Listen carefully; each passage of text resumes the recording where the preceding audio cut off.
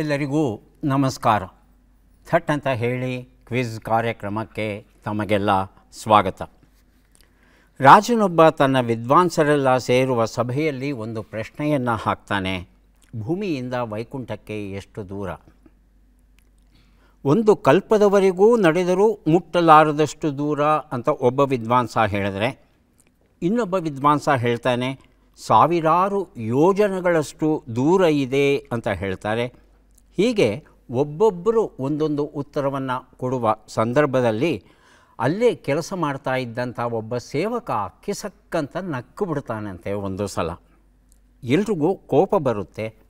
ನಾವೆಲ್ಲ ಗಂಭೀರವಾಗಿ ಚರ್ಚೆಯನ್ನು ಮಾಡ್ತಾ ಇದ್ದರೆ ನೀನು ಕಿಸ ನಗ್ತಿದೀಯಲ್ಲ, ನಿನಗೆ ಗೊತ್ತಾ ಭೂಮಿಗೂ ವೈಕುಂಠಕ್ಕೂ ಎಷ್ಟು ದೂರ ಅಂತ? ನೀ ಹೇಳಬಲ್ಲೆಯಾ ಅಂತ ಕೇಳಿದಾಗ ಆ ಸೇವಕ ಹೇಳ್ತಾನೆ, ಸ್ವಾಮಿ ಬಹಳ ದೂರ ಏನಿಲ್ಲ, ಒಂದು ಕೂಗಳತೆಯಷ್ಟೇ ದೂರ. ಒಂದು ಕೂಗಳತೆ ಅಂದರೆ ಒಂದು ಸಲ ಜೋರಾಗಿ ಕೂಗಿದ್ರೆ ಕೇಳಿಸುವಷ್ಟು ದೂರ. ಅಷ್ಟಲ್ಲೇ ವೈಕುಂಠ ಇದ್ದಾನೆ, ವೈಕುಂಠ ಇದೆ, ವೈಕುಂಠದಲ್ಲಿ ಭಗವಂತ ಇರ್ತಾನೆ, ನಮ್ಮ ಸಹಾಯಕ್ಕೆ ಬರ್ತಾನೆ ಅಂತ ಹೇಳ್ತಾನೆ. ಹೌದಾ? ಹೇಗೆ ಪ್ರಶ್ನೆ ಕೇಳ್ತಾರೆ. ಆಗ ಆ ಸೇವಕ ಹೇಳ್ತಾನಂತೆ, ನೀರ ಮಡುವಿನಲ್ಲಿ ಮೊಸಳೆಯ ಹಿಡಿತಕ್ಕೆ ಸಿಕ್ಕಿದ್ದ ಗಜೇಂದ್ರ ವಿಷ್ಣುವಿಗೆ ಮೊರೆ ಇಡಲು ವಿಷ್ಣುವು ಆ ಕ್ಷಣವೇ ಓಡಿ ಬಂದು ಕಾಪಾಡಿದ. ಕೌರವನ ಆಸ್ಥಾನದಲ್ಲಿ ಮಾನ ಕಾಪಾಡೆಂದು ದ್ರೌಪದಿ ಮೊರೆ ಇಡಲು ಕೃಷ್ಣ ತಕ್ಷಣ ಬಂದು ಅಕ್ಷಯಾಂಬರವನ್ನಿತ್ತ. ಪ್ರಹ್ಲಾದನ ಭಕ್ತಿಗೆ ಕಂಬದಿಂದ ಹೊರಗೆ ಬಂದು ದುಷ್ಟ ಹಿರಣ್ಯಕಶಿಪುವನ್ನು ಕೊಂದ. ಕನಕನ ಭಕ್ತಿಗೆ ಮೆಚ್ಚಿ ಆತ ಸ್ವತಃ ತಿರುಗಿ ಪ್ರಕಟವಾದ. ಎಷ್ಟು ಉದಾಹರಣೆಗಳು ಬೇಕು? ಹಾಗಾಗಿ ವೈಕುಂಠ ಎಲ್ಲಿದೆ, ಭಗವಂತ ಎಲ್ಲಿದ್ದಾನೆ ಅಂದರೆ ಒಂದು ಹೂಗಳತೆಯ ದೂರದಲ್ಲೇ ಇದ್ದಾನೆ ಎನ್ನುವ ಉತ್ತರ ನನಗೆ ಸರಿ ಅನಿಸುತ್ತೆ. ತಾವೇನು ಹೇಳ್ತೀರಿ ಅಂದಾಗ ಆಗ ರಾಜನನ್ನೂ ಒಳಗೊಂಡಂತೆ ಅಲ್ಲಿದ್ದ ಅಷ್ಟೂ ಜನ ಬೆಕ್ಕಸ ಬೆರಗಾಗ್ತಾರಂತೆ. ಇಷ್ಟು ಸರಳವಾದ ವಿಚಾರ ನಮಗೆ ಹೊಳಿಲಿಲ್ವಲ್ಲ ಅಂತ. ಈ ಒಂದು ಪುಟ್ಟ ಕಥೆ ಕಂಡುಬರುತ್ತೆ ಮಗಳಿಗೊಂದು ಪತ್ರ ಎನ್ನುವ ಈ ಒಂದು ಪುಸ್ತಕದಲ್ಲಿ. ಮಗಳಿಗೊಂದು ಪತ್ರ ಇದನ್ನು ಬರೆದಿದ್ದಾರೆ ಶ್ರೀಮತಿ ಹೇಮಾವತಿ ವೀರೇಂದ್ರ ಹೆಗ್ಗಡೆ ಅವರು. ಧರ್ಮಸ್ಥಳ ನಮಗೆಲ್ಲ ಪರಿಚಿತವಾಗಿರ್ತಕ್ಕಂಥ ಪುಣ್ಯಕ್ಷೇತ್ರ. ಅದರ ಧರ್ಮಾಧಿಕಾರಿಗಳಾಗಿದ್ದಾರೆ ವೀರೇಂದ್ರ ಹೆಗ್ಗಡೆ ಅವರು. ಅವರ ಮಡದಿ ಶ್ರೀಮತಿ ಹೇಮಾವತಿ ಅವರು. ಧರ್ಮಸ್ಥಳದಿಂದ ಒಂದು ಪತ್ರಿಕೆ ಹೊರಟು ಬರ್ತಾ ಇರೋ ವಿಚಾರ ತುಂಬ ಜನಕ್ಕೆ ಗೊತ್ತಿದೆ.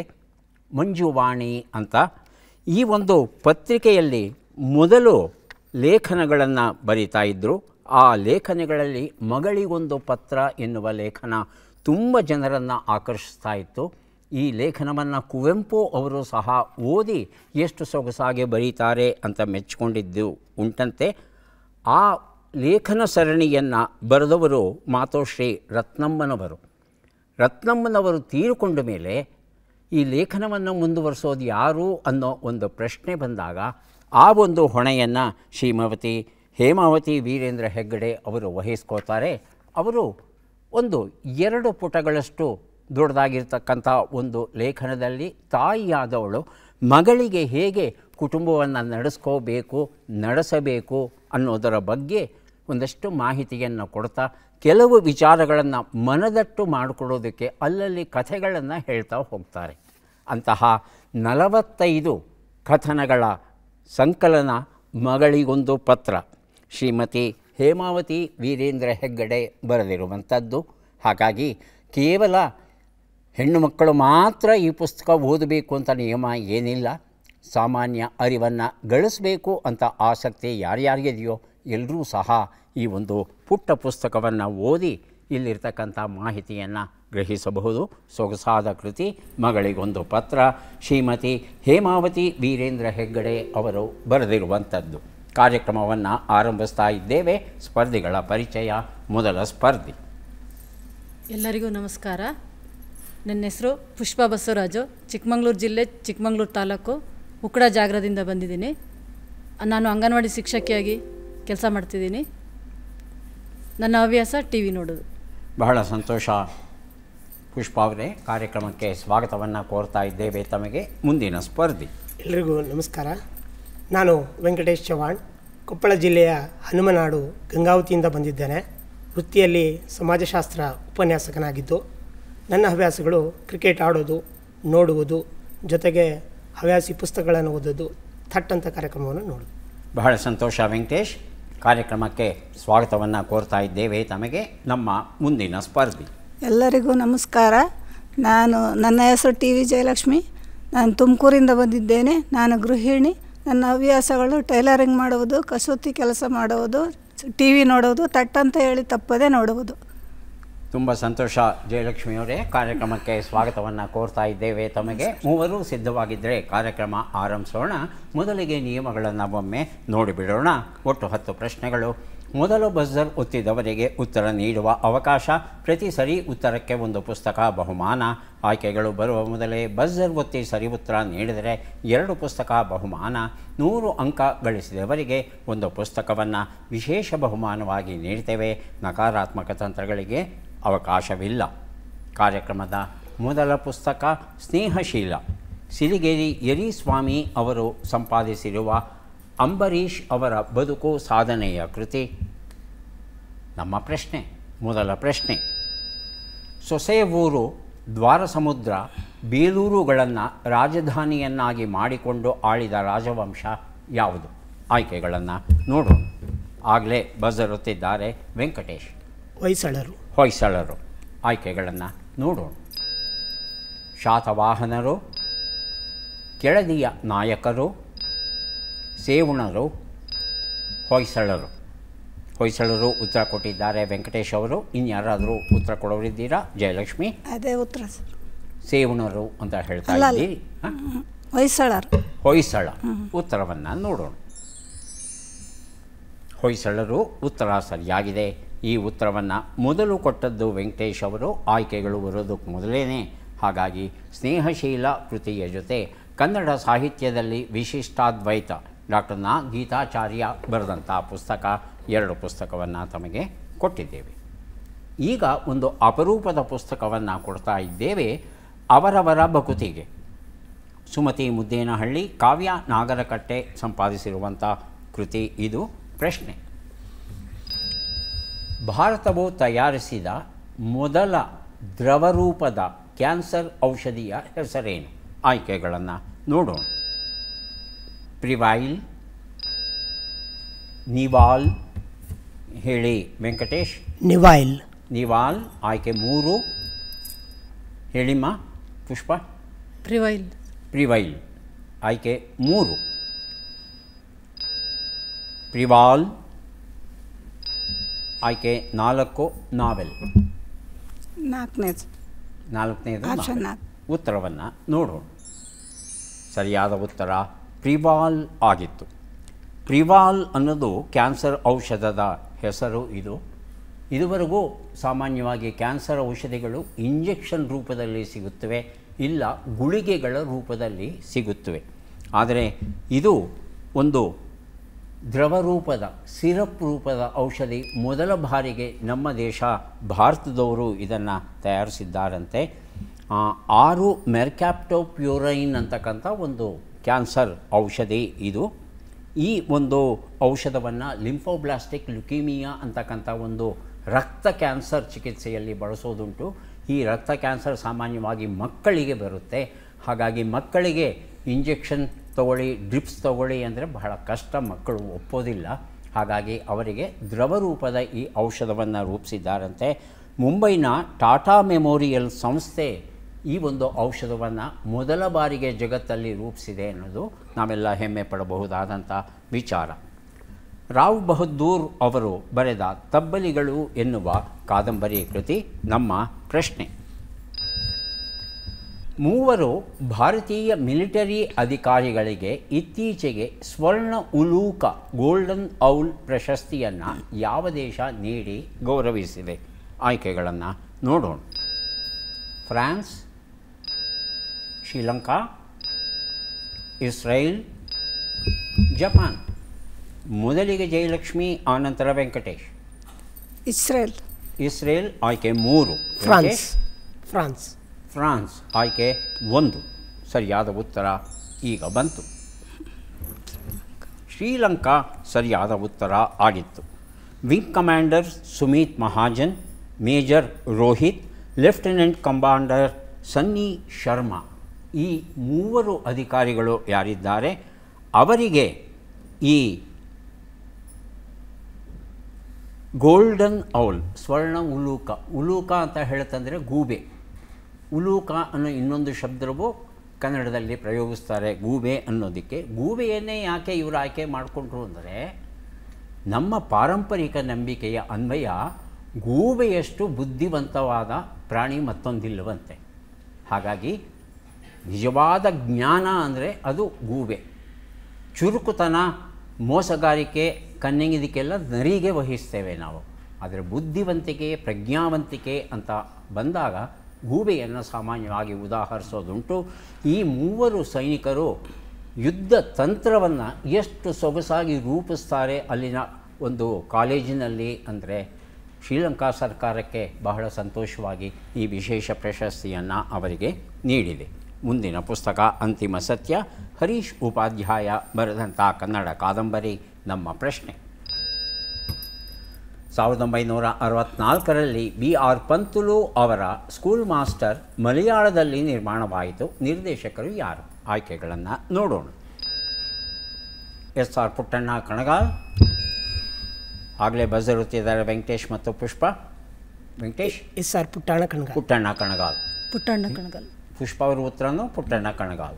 ಡಿ ಶಂಕರ್ ಸಿಂಗ್, ಆಯ್ಕೆ 3 ಕಣಗಾಲ್ ಪ್ರಭಾಕರ ಶಾಸ್ತ್ರಿ, ಆಯ್ಕೆ 4 B.S. ರಂಗ. ಉತ್ತರವನ್ನು ನೋಡೋಣ. ಆಪ್ಷನ್ 3. ನಾನು ಕೇಳಿದಾಗ ಉತ್ತರ ಕೊಡಿಮ್ಮ, ಅದಕ್ಕೆ ಮೊದಲು ಕೊಡೋದು ಬೇಡ. S.R. ಪುಟ್ಟಣ್ಣ ಕಣಗಾಲ್ ಉತ್ತರ ಸರಿಯಾಗಿದೆ. ಅಂತಿಮ ಸತ್ಯ ಎನ್ನುವ ಈ ಒಂದು ಕಾದಂಬರಿ ಕೃತಿಯನ್ನು ಕೊಟ್ಟಿದ್ದೇನೆ ವೆಂಕಟೇಶ್ ಅವರಿಗೆ. ಮುಂದೆ ನಾವು ಕೊಡ್ತಾ ಇದ್ದೇವೆ ಕಾಫ್ಕಾ ಕಥೆಗಳು ಎನ್ನುವ ಪುಸ್ತಕ. ಕನ್ನಡಕ್ಕೆ ಅನುವಾದ ಮಾಡಿದ್ದಾರೆ GN ರಂಗನಾಥರಾವ್ ಅವರು. ನಾವು ಕೇಳುವ ಪ್ರಶ್ನೆ ಈಗ ಬಂತು. ಪ್ರಶ್ನೆಯನ್ನು ನೋಡೋಣ. ಈ ಬಿಟ್ಟ ಅಕ್ಷರಗಳನ್ನು ತುಂಬಿ. ಅಕ್ಷರಗಳು ಶ್ರೀ, ಮುಂ, ರೀ, ಸಾ, ಧಿ.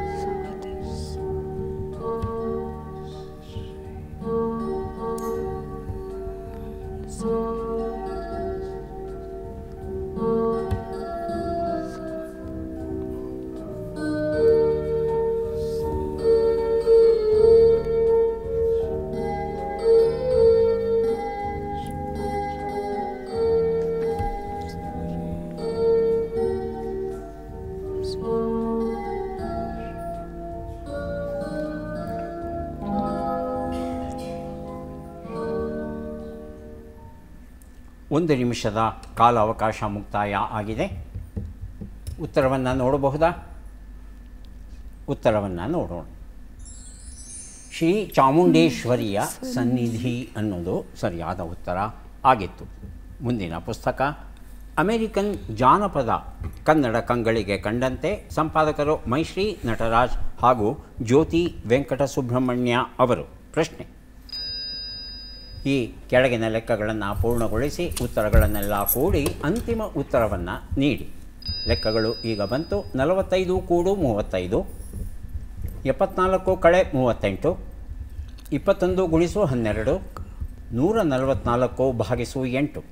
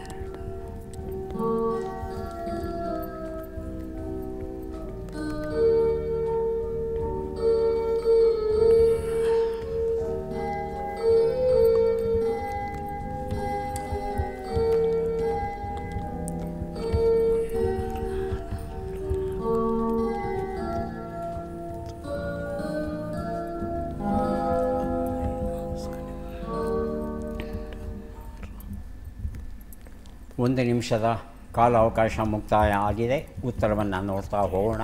ಒಂದು ಉತ್ತರ 80, 36, 252, 18 ಎಲ್ಲವನ್ನು ಕೂಡಿದ್ರೆ 386 ಬಂದಿದೆ. ಈ ಉತ್ತರವನ್ನು ಯಾರೂ ಕೊಟ್ಟಿಲ್ಲ ಅಲ್ವಮ್ಮ? ಉತ್ತರ ಹೇಳಿದ ಮೇಲೆ ತಾವು ಬಸರುತ್ತದೆ, ನಾನು ಏನು ಮಾಡಲಿ? ಮುಂದಿನ ಪುಸ್ತಕ ಉತ್ತರ ಭಾರತದ ಯಾತ್ರಾ ಪ್ರಬಂಧ. ಉಷಾ ವೆಂಕಟೇಶ್ ಅಗರ್ಖೇಡ್ ಅವರು ಇದನ್ನು ಬರೆದಿದ್ದಾರೆ. ಪ್ರಶ್ನೆ: ರಾಜಸ್ಥಾನದ ಈ ಯುನೆಸ್ಕೋ ಭಾರತೀಯ ವಿಶ್ವ ಪರಂಪರೆಯ ನೈಸರ್ಗಿಕ ತಾಣವನ್ನು ಗುರುತಿಸಿ. ಚಿತ್ರವನ್ನು ನೋಡೋಣ.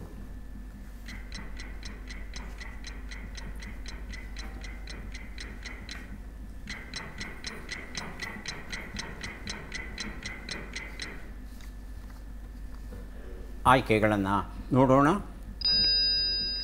ರಂಥಂಬೋರ್ ರಾಷ್ಟ್ರೀಯ ಉದ್ಯಾನವನ. ಹೇಳಿ ವೆಂಕಟೇಶ್. ರಂಥಂಬೋರ್ ರಾಷ್ಟ್ರೀಯ ಉದ್ಯಾನವನ. ಪುಷ್ಪ? ಫಸ್ಟಿಂದ ಸರ್. ಅದೇ ಉತ್ತರವಾ?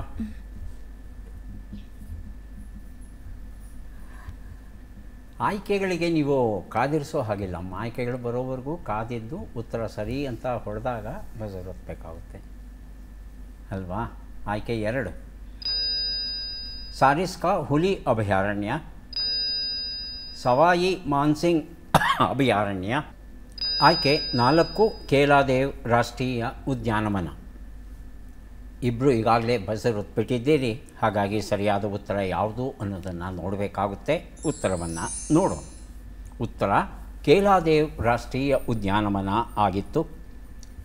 ಕೇವಲ ಹಕ್ಕಿಗಳ ಚಿತ್ರ ತೋರಿಸ್ಬಿಟ್ಟು ಈ ಉದ್ಯಾನವನ ಕಂಡು ಹಿಡೀರಿ ಅಂದರೆ ಬಹಳ ಕಷ್ಟ ಅಲ್ವಾ ಅಂತ ಅನ್ನಿಸ್ಬಹುದು. ಯಾಕೆ ಅಂತ ಹೇಳ್ತಂದರೆ ರಾಜಸ್ಥಾನ ಅಂತ ಒಂದು ಸುಳುಹು ಕೊಟ್ಟಿದ್ದೇವೆ. ಹಕ್ಕಿಗಳು ಅತ್ಯಂತ ಹೆಚ್ಚಿನ ಪ್ರಮಾಣದಲ್ಲಿ ಇರತಕ್ಕಂಥ ಉದ್ಯಾನವನ ಇರೋದು ರಾಜಸ್ಥಾನದಲ್ಲಿ ಮಾತ್ರ. ಇದು 1985ರಲ್ಲಿ 340ನೇ ನೈಸರ್ಗಿಕ ತಾಣವಾಗಿ ಆಯ್ಕೆಯಾಗುತ್ತೆ ಈ ಕೇಲಾದೇವ್ ರಾಷ್ಟ್ರೀಯ ಉದ್ಯಾನವನ. ಇದು ಮಾನವ ನಿರ್ಮಿತವಾದ ಒಂದು ಉದ್ಯಾನವನ. ಇದು ಸ್ಥಳೀಯ ಮಹಾರಾಜರು ಬಾತುಕೋಳಿಗಳನ್ನು ಬೇಟೆ ಆಡೋದಕ್ಕೆ ಅಂತ ಇಲ್ಲಿಗೆ ಬರ್ತಾ ಇದ್ರಂತೆ. ಈಗ ಸುಮಾರು 350 ನಮೂನೆಯ ಹಕ್ಕಿಗಳು ಈ ಪ್ರದೇಶದಲ್ಲಿ ವಾಸ ಮಾಡುತ್ತೆ. ಅದರಲ್ಲೂ ವಲಸೆಯ ಹಕ್ಕಿಗಳು, ಸೈಬೀರಿಯನ್ ಕ್ರೇನ್ ಅಂತ ವಲಸೆಯ ಹಕ್ಕಿಗಳು ತುಂಬ ಇಲ್ಲಿಗೆ ಬರುತ್ತೆ. ಹಾಗಾಗಿ ಭಾರತೀಯ ಉದ್ಯಾನವನಗಳಲ್ಲಿ ಹಕ್ಕಿಗಳು ಅತ್ಯಂತ ಹೆಚ್ಚಿನ ಪ್ರಮಾಣದಲ್ಲಿ ಕಂಡುಬರೋದು ಈ ಕೇಲಾದೇವ್ ರಾಷ್ಟ್ರೀಯ ಉದ್ಯಾನವನದಲ್ಲಿ ಮಾತ್ರ. ಮುಂದಿನ ಪುಸ್ತಕ ಮತ್ತು ಪ್ರಶ್ನೆಯನ್ನು ನೋಡೋಣ. ಅರ್ಧ ನೆನಪು ಅರ್ಧ ಕನಸು, ಅನನ್ಯ ತುಷಿರಾ ಅವರು ಬರೆದ ಕಥಾಕೃತಿ. ಪ್ರಶ್ನೆ: ಈ ಅಕ್ಷರಗಳನ್ನು ಸರಿಯಾಗಿ ಜೋಡಿಸಿ. ಈ ಮೇ ಕೈಗೆ ಬಂದ ತುತ್ತು ಬಾಯಿಗೆ ಬರಲಿಲ್ಲ. ಬಜರ್ ಒತ್ತದೆ ಉತ್ತರ ಕೊಡಬೇಡಿ ಸರ್. ಬರೀ ಇರಿ 1 ನಿಮಿಷ. ಮೊದಲು ಬಜರ್ ಒತ್ತಿದ್ದು ಸರಿ ಜಯಲಕ್ಷ್ಮಿ ಅವರು, ಆ ನಂತರ ವೆಂಕಟೇಶ್ ಅವರಿಗೆ ಅವಕಾಶ. ಜಯಲಕ್ಷ್ಮಿ ಅವರು.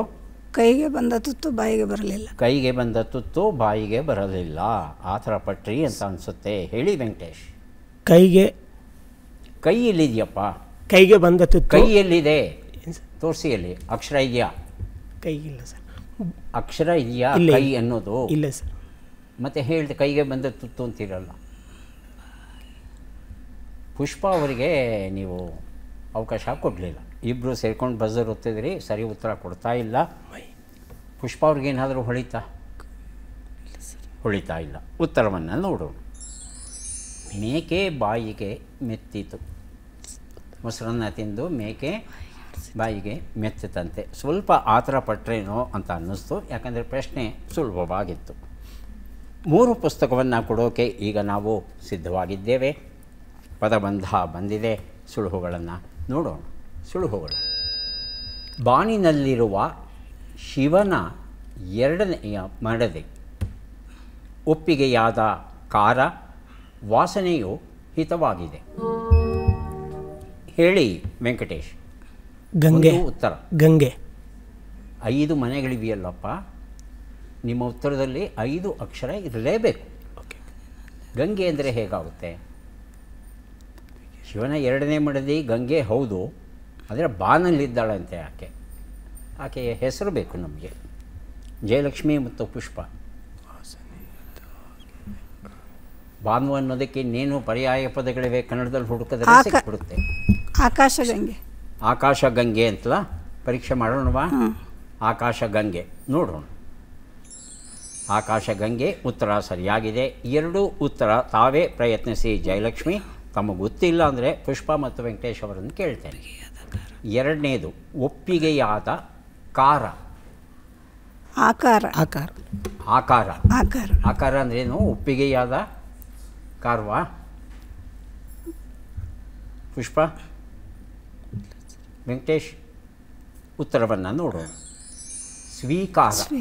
3 ಉತ್ತರ. ಯಾರು ಬೇಕಾದರೂ ಬಜರ್ ಹತ್ತಬಹುದು, ಉತ್ತರ ಕೊಡಬಹುದು. ವಾಸನೆಯು ಹಿತವಾಗಿದೆ.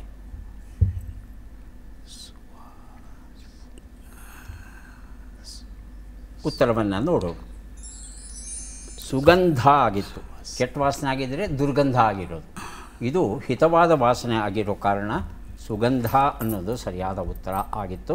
ಶಾ ಬಾಲುರಾವ್ ನೆನಪುಗಳು ಈ ಒಂದು ಪುಸ್ತಕವನ್ನು ಕೊಟ್ಟಿದ್ದೇನೆ ಜಯಲಕ್ಷ್ಮಿ ಅವರಿಗೆ.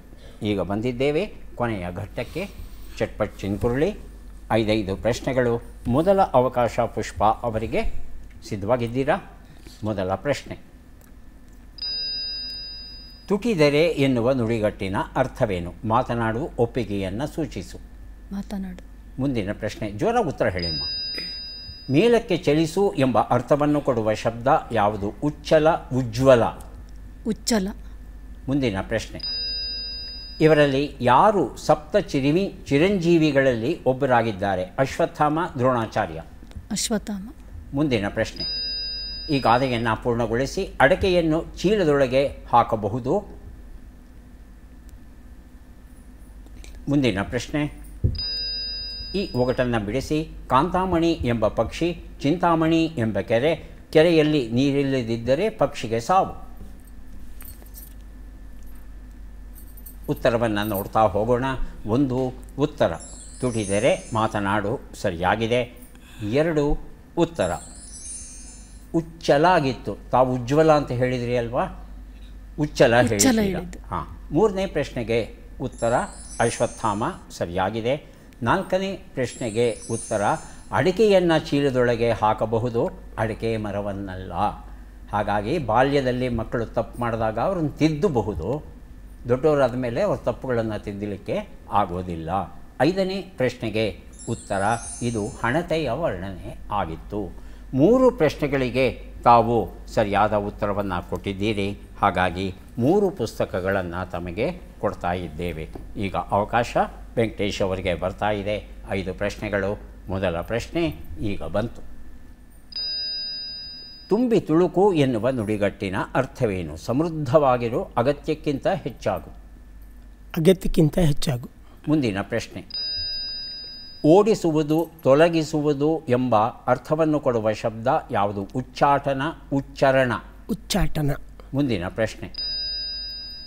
ಕುಂತಿಯು ಕರ್ಣನನ್ನು ಆಭರಣಗಳ ಪೆಟ್ಟಿಗೆಯಲ್ಲಿಟ್ಟು ಯಾವ ನದಿಯಲ್ಲಿ ತೇಲಿಬಿಟ್ಟಳು? ಅಶ್ವನದಿ, ಚರ್ಮಣ್ವತಿ ನದಿ. ಅಶ್ವನದಿ. ಮುಂದಿನ ಪ್ರಶ್ನೆ. ಈ ಗಾದೆಯನ್ನು ಪೂರ್ಣಗೊಳಿಸಿ. ನಿನ್ನಲ್ಲಿ ನೀ ಹುಡುಕು, ಪರರಲ್ಲಿ ಹುಡುಕಬೇಡ. ಮುಂದಿನ ಪ್ರಶ್ನೆ. ಈ ಓಟನ್ನು ಬಿಡಿಸಿ. ಕೆರೆ ಏರಿ ಮೇಲೆ ಕರಿ ಇದ್ದಿಲು. ಕಾಡಿಗೆ. ಕಾಡಿಗೆ. ಕಾಡಿಗೆ. ಉತ್ತರವನ್ನು ನೋಡೋಣ. ತುಂಬಿ ತುಳುಕು, ಸಮೃದ್ಧವಾಗಿರು ಸರಿಯಾದ ಉತ್ತರ ಆಗಿತ್ತು. 2ನೇ ಪ್ರಶ್ನೆಗೆ ಉತ್ತರ ಉಚ್ಚಾಟನ ಸರಿಯಾದ ಉತ್ತರ ಕೊಟ್ಟಿದ್ದೀರಾ. 3ನೇ ಪ್ರಶ್ನೆಗೆ ಉತ್ತರ ಅಶ್ವನದಿ ಸರಿಯಾಗಿದೆ. 4ನೇ ಪ್ರಶ್ನೆಗೆ ಉತ್ತರ ನಿನ್ನಲ್ಲಿ ನೀ ಹುಡುಕು, ಅರಿಷಡ್ವರ್ಗಗಳ ಹೊರಹಾಕು ಅನ್ನೋದು ಸರಿಯಾದ ರೂಪ. 5ನೇ ಪ್ರಶ್ನೆಗೆ ಉತ್ತರ ಇದು ನೇರಳೆ ಹಣ್ಣಿನ ವರ್ಣನೆ ಆಗಿತ್ತು. 2 ಪ್ರಶ್ನೆಗಳಿಗೆ ತಾವು ಸರಿಯಾದ ಉತ್ತರ ಕೊಟ್ಟಿದ್ದೀರಿ.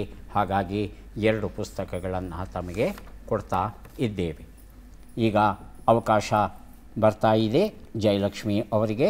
ಸಿದ್ಧವಾಗಿದ್ದರೆ ಪ್ರಶ್ನೆಗಳನ್ನು ಆರಂಭಿಸ್ತೇವೆ. ಮೊದಲ ಪ್ರಶ್ನೆ. ತುಂಬಿದ ಕೊಡ ಎನ್ನುವ ನುಡಿಗಟ್ಟಿನ ಅರ್ಥವೇನು? ಜಂಬವಿಲ್ಲದ ವ್ಯಕ್ತಿ, ಬಿಂದಿಗೆ ತುಂಬ ನೀರು. ಜಂಬವಿಲ್ಲದ ವ್ಯಕ್ತಿ. ಮುಂದಿನ ಪ್ರಶ್ನೆ. ತಿಂದು ಮಿಕ್ಕದ್ದು ಎಂಬ ಅರ್ಥವನ್ನು ಕೊಡುವ ಶಬ್ದ ಯಾವುದು? ಉಚ್ಚಿಷ್ಟ, ಉಚ್ಛೇದ. ಉಚ್ಚಿಷ್ಟ. ಮುಂದಿನ ಪ್ರಶ್ನೆ. ಬ್ರಹ್ಮಹತ್ಯಾ ದೋಷವನ್ನು ನಿವಾರಿಸುವ ಯಾಗ ಯಾವುದು? ರಾಜಸೂಯ ಯಾಗ, ಅಶ್ವಮೇಧ ಯಾಗ. ರಾಜಸೂಯ ಯಾಗ. ಮುಂದಿನ ಪ್ರಶ್ನೆ. ಈ ಗಾದೆಯನ್ನು ಪೂರ್ಣಗೊಳಿಸಿ. ಮರಿಯಾಗುವ ಮೊದಲೇ. ಮುಂದಿನ ಪ್ರಶ್ನೆ. ಈ ಒಗಟನ್ನು ಬಿಡಿಸಿ. ಕೀಳು ಮೇಲಾಗಿ, ಮೇಲು ಕೀಳಾಗಿ, ಭೂಮಿಯನ್ನು ಮುಟ್ಟದೆ, ಅಂತರಿಕ್ಷಕ್ಕೆ ಹಾರದೆ, ನಡುವೆ ವಾಸಿಸುವ ನಾನು ಯಾರು?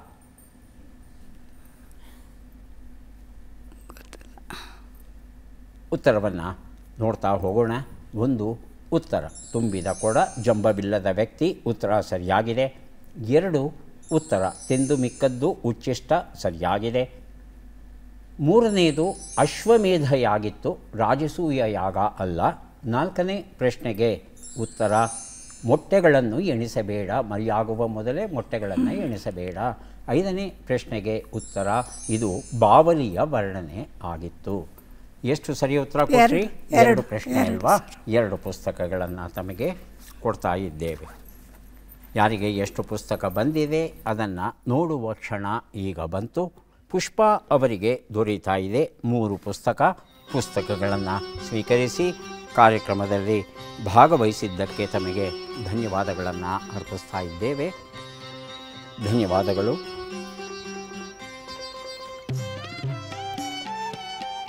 ವೆಂಕಟೇಶ್ ಅವರಿಗೆ 3-2 5 ಪುಸ್ತಕ ಸಿಗ್ತಾ ಇದೆ, ಸ್ವೀಕರಿಸಿ. ಅಭಿನಂದನೆಗಳು.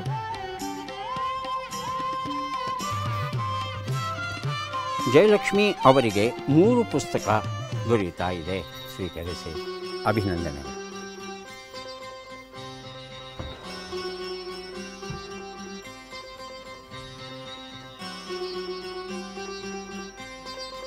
ಮತ್ತೆ ಭೇಟಿಯಾಗೋಣ. ನಮಸ್ಕಾರ.